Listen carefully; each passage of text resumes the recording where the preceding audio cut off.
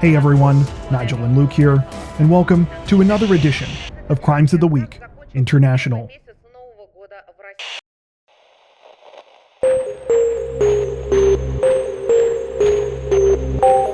This week, Italian authorities announced that they had recently discovered a statue that had been stolen from an archaeological dig site on the outskirts of Rome almost 10 years ago. The find was made by two off-duty Italian police officers who came across the statue in a Belgian antique shop while they were in the city for a separate investigation. The statue is made of marble and is of a headless figure wearing a toga. It reportedly dates back to the 1st century BCE and is said to be worth roughly 100,000 euros, or approximately 120,000 US. When the two officers spotted the statue in Brussels, they became suspicious of its origins and opened an investigation upon arriving back in Italy. The investigation confirmed that the artifact had been stolen from the Roman archaeological site Villa Marini de Tini Park in November of 2011. Belgian authorities seized the item and it was subsequently returned to Italy. The investigation also revealed that the statue had been illegally trafficked by an Italian businessman who used a Spanish pseudonym. Though the man's name has not been released, his information has since been released to Rome's prosecutor office for receiving and exporting the stolen artifact.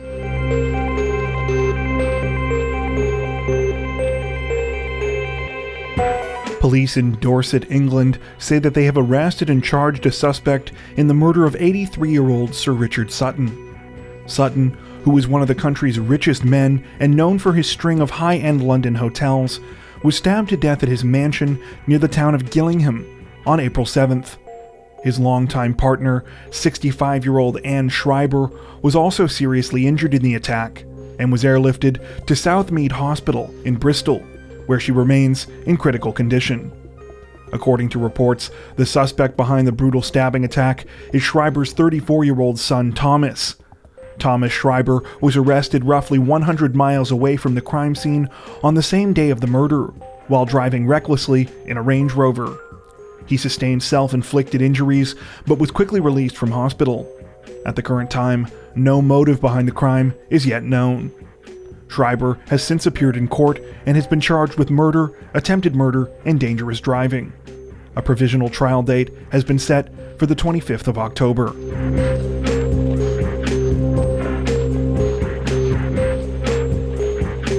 Australian federal police say that they have arrested two men this week for their attempt to smuggle 63 kilograms of methamphetamine into the country concealed inside shipping pallets. The drugs were discovered by the Australian Border Force in March after they became suspicious of a shipment of supposed mop buckets that had been sent from Malaysia. Closer investigation revealed that 18 of the boards that had been used to build the cargo shipping pallets had been hollowed out, and thin strips of packaged meth had been stuffed inside. The drugs are said to have a street value of around $18.9 million. However, instead of simply seizing and destroying the shipment, federal police officers allowed it to be delivered to its destination under surveillance. When it arrived at a property in Guildford West, the 27-year-old recipient was arrested. The second suspect, a 36-year-old man, was taken into custody after police connected him to the shipment and obtained a search warrant for his property. Both men have been charged with attempting to possess a commercial quantity of unlawful border-controlled drugs, which could carry a sentence of life in prison.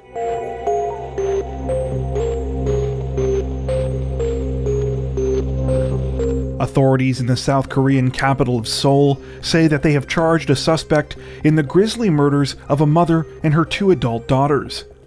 The killings took place last month, when police say that 24-year-old Kim Tae-hyun entered the home of the three women and stabbed them to death. According to reports, the terrifying crime was meticulously premeditated. Kim had become obsessed with the younger daughter after meeting her through an online game, but it turned homicidal after she refused to meet him and rebuffed his repeated advances. Unfortunately, Kim knew where to find the woman because she had previously accidentally revealed her home address.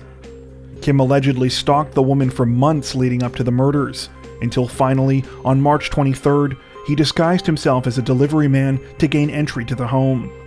He stabbed the woman to death first, as she was home alone at the time, and then waited for her older sister and mother to return before killing them as well. Disturbingly, Kim then stayed in the house with the bodies of his victims for another 2 days. He was arrested at the scene of the crime while attempting to inflict injuries to his neck, but these injuries were not fatal. South Korean authorities say they would normally withhold the suspect's identity on the grounds of privacy, but given the severity of the crime and the high amount of public interest, it was decided that Kim's name, age, and photo would be released.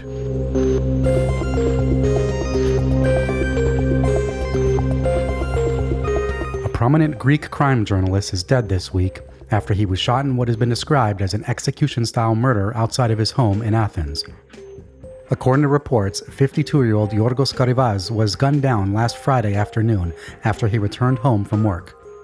Two men pulled up beside his vehicle on a moped, and the passenger began to fire at him with a silenced weapon. Karivas was struck 6 times, and at least 12 bullet casings were later discovered from the scene. Due to the nature of the murder, it is believed that the shooting was a professional hit. Currently, authorities in the country are trying to figure out if the killing was related to the journalist's work, which covered organized crime and corruption in the country. However, according to the Associated Press, Karivas had not requested police protection before his death, nor had he reported receiving any death threats. The killing has caused significant outrage in Greece and has been widely condemned by the government as well as the country's main journalists' union. Greek Prime Minister Kyriakos Mitsotakis has ordered an immediate investigation into the murder.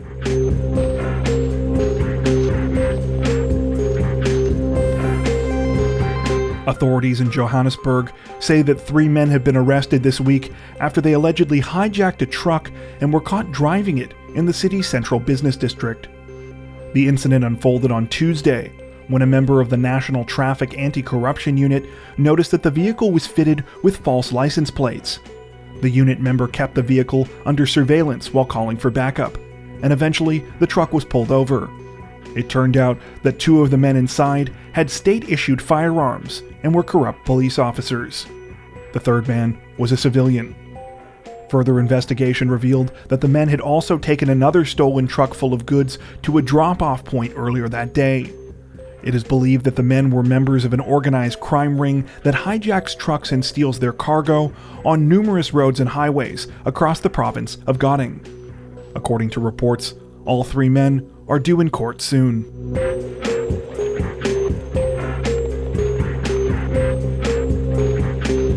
Authorities in Oslo say that they have arrested and charged a suspect after a prominent lawyer was murdered in the city this week. According to reports, 70-year-old Tor Tjorvik was shot and killed shortly after arriving home just before 9 p.m. on Monday night. Tjorvik had been well known in the country for many years through his work as a defense lawyer in several highly publicized cases. After stating that they knew that the killer was someone close to Tjorvik, police released an updated press release on Tuesday confirming that the lawyer had been murdered by his son.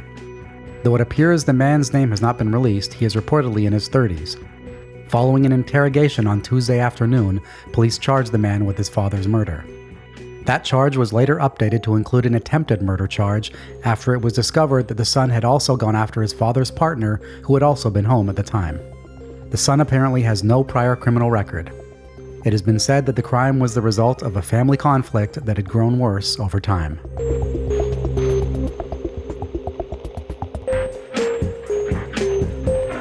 A tragic murder case in China made headlines this week after it was reported that a man with Down syndrome had been murdered as part of a bizarre body-swapping scheme. According to reports, a family in Guangdong province paid a man known only by the last name Huang 107,000 yuan, or more than $16,000, to find them a substitute body to take the place of a recently deceased relative at their cremation. The family was attempting to circumvent a ban on traditional burials that exists in some densely populated areas of China, where cremation is enforced by law. In order to fulfill the family's request, Huang allegedly searched around until he came across 36-year-old Lin Xiaoren picking up garbage. He then asked Lin to get into his car and gave him alcohol until he passed out. Huang then murdered Lin, put his body inside a coffin, and sealed it before passing it along to the family. The family later had Lin's body cremated and held a traditional burial for their relative in secret. Though the murder reportedly happened all the way back in 2017, it was not uncovered until 2 years later, and it was only this week that the story finally started to get attention after an article about the crime began to circulate in China, which featured an interview with Lin's family. Huang was given a suspended death sentence in 2020, which will be commuted to life in prison if he does not reoffend for 2 years. The family, who claimed that they were not aware that Huang had obtained the body for their scheme by committing a murder, was not given a prison sentence, but were found guilty of, quote, insulting a corpse. It was reported that they may have also had to pay a fine. That brings us to the end of this edition of Crimes of the Week International. If you're a fan of the new series, don't forget to tell us in the comments section below. While you're there, make sure to subscribe to Crime Zone for more true crime content like this, making sure to hit the notification bell to stay up to date with our latest videos. Thank you for watching.